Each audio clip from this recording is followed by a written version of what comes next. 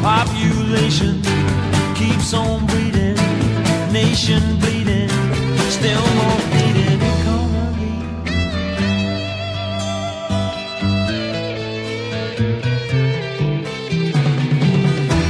Life is funny, skies are sunny, bees make honey, who needs money, monopoly?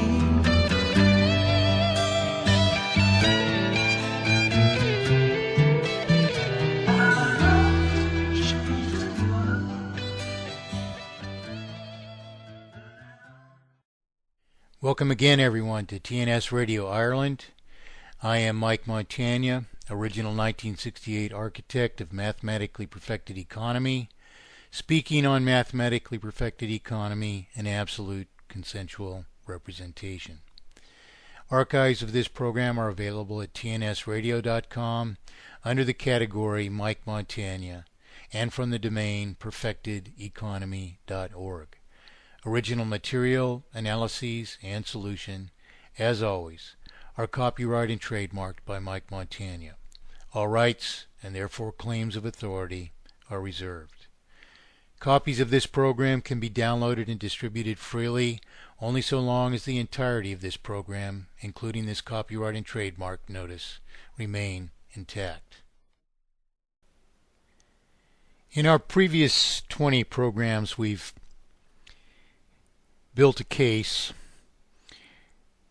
that any economy based on interest-bearing debt ultimately terminates itself under terminal sums of insoluble debt, and that there is one and one only integral solution for the categoric faults of any potential monetary thesis, a thing that we call economy. In this program, we're going to summarize those arguments into a Reader's Digest or Voter's Digest or Citizen's Digest of how we get there from here. That is, how do we transform, as we've already shown, any purported economy into mathematically perfected economy, not only in less than a day, but even virtually without cost? The answer to that question, what is the Reader's Digest of all this, is really simple. That is, the system that we have is going to fail, and the way that it's going to fail is going to dispossess practically all of us of practically everything. That is, all that we produced is simply going to be conveyed to an entity, a central banking system, which produces nothing and does us the great disservice of depriving us of our right to issue promissory obligations. So the first part of our Citizens Digest of solution is that this system will fail, that it is in failure, and that it's being artificially sustained. The failure can only be exacerbated because the only way to maintain a vital circulation even is to continue accumulating an ever greater sum of already terminal indebtedness. So we have to leave this system. We have to resolve it unless the world is to suffer not only another Great Depression, but likewise, if we are to resolve the political issues, the breach of power, which is necessary for such a system to persist all this while.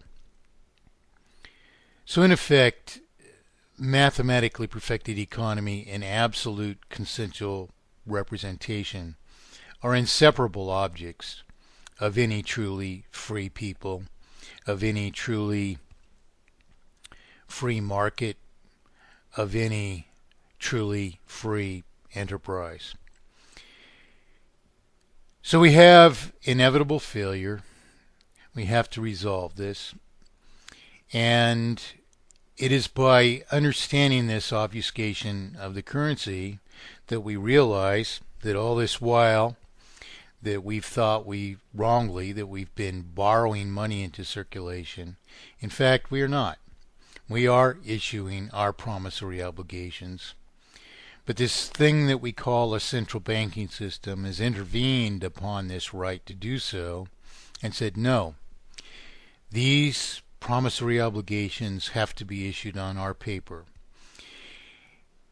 And it's this obfuscation of our right which has falsified debts to the banking system, which in effect and in fact are instead obligations to pay and retire principal from circulation. That is, nothing is actually lawfully, logically, or rationally owed to these purported banking systems. And so the way to transform these terminal systems, in their terminal state even, into mathematically perfected economy, is to restore the natural state of resolving these promissory obligations, which therefore are not debts to the banking system. To do this, we simply refinance all debt under mathematically perfected economy, counting all prior payments of interest instead toward principal. This and this alone, which is the only right thing to do, which is the only thing that resolves the injustices back to justice. This alone would eliminate most of the world's falsified indebtedness today. Instead of being in foreclosure, people would be approximately 12 times further ahead in their payments. Why would this be? Because, for instance, a $100,000 home with a 100-year lifespan, financed under mathematically perfected economy, in which, of course, we're just paying each other for our production with an equal measure of our own production. This $100,000 home with a 100-year lifespan would cost approximately $1,000 a year, or $83.33 a month under mathematically perfected economy.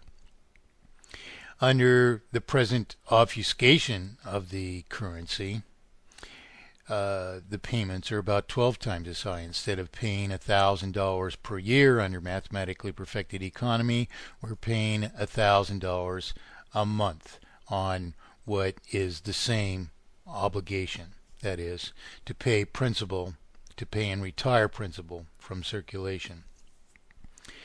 So, the gist of this, the Citizen's Digest, if you will, of the need and the way to implement mathematically perfected economy is simply this.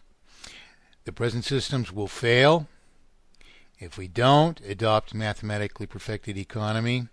We suffer that terminal failure and all the injustices which go along with it.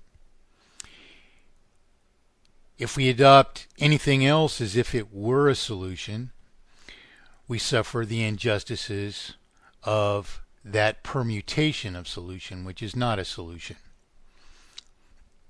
And we accomplish all this by refinancing our debts under mathematically perfected economy, counting all prior payments of interest instead toward principal, which resolves most of the world's debt, and by, therefore,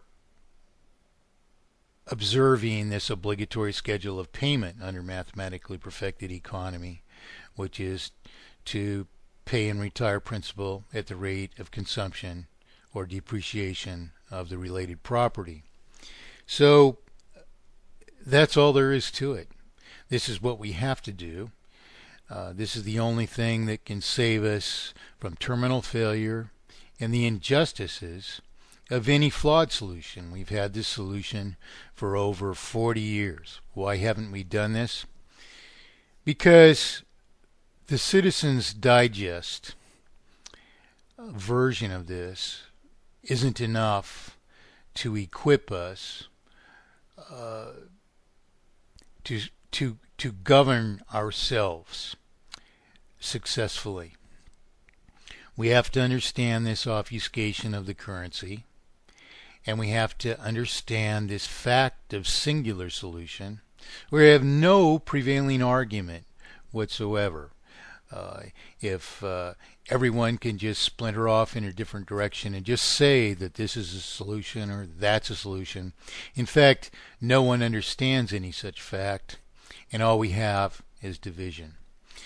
So this is the reason that we've covered these issues so exhaustively in the first 20 programs. And while, of course, many of us at least wouldn't have to listen to all these programs to understand the pattern of what we've been teaching here, just the same,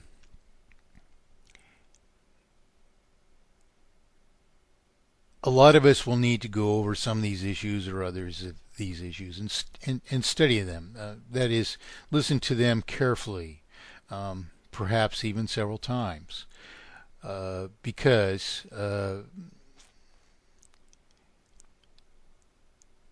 it's just not our way any longer to understand the differences between an actual fact of solution and a mere opinion that something may be a solution. So the Reader's Digest version isn't, as I say, enough. We have to understand that this obfuscation of the currency is an intervention upon our right to issue promissory obligations free of exploitation or any injustice. And even, as under the present system, a denial of even the right to make good on them, because this system that we are suffering under multiplies artificial indebtedness in proportion to a circulation until we can no longer service the resultant sum of debt, and effectively the subject society becomes bankrupt, collapses. So another thing that we have to understand is